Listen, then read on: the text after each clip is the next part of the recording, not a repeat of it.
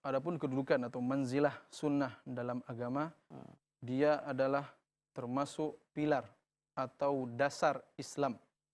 Jadi sebagaimana kata Nabi alaihi salatu wassalam, Sallallahu alaihi wasallam.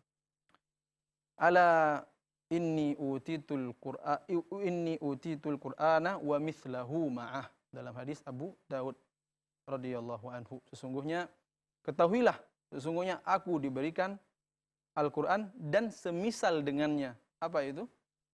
Hadis atau sunnah-sunnahnya. Wa mithlahu ma'ah, yang menunjukkan bahwasanya hadis atau sunnah ini adalah syarih atau penjelas bagi Al-Quran.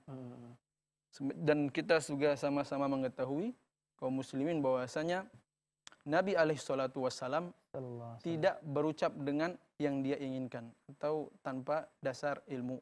Seperti itu sebagaimana kata Allah Jalla wa ala, a'udzubillahi minasyaitonir rajim, wa ma yantiqu 'anil hawa in huwa illa wahyu yuha. Dan tidaklah Nabi Muhammad itu berkata tentang apa yang dia mau saja, sesuka hatinya. In huwa, sesungguhnya dia wahyu yuha, yang dia ucapkan adalah wahyu atau ucapan dari Allah, makna dari Allah Subhanahu wa taala, wahyun yuha. Wahyu yang diwahyukan oleh Allah Subhanahu wa taala kepada Nabi Muhammad alaihi salatu wassalam. Jadi apa-apa yang disampaikan Rasulullah itu merupakan wahyu saja. Iya, merupakan wahyu. Terlebih lagi terkait kepada hukum-hukum yang diturunkan oleh Allah Subhanahu wa taala.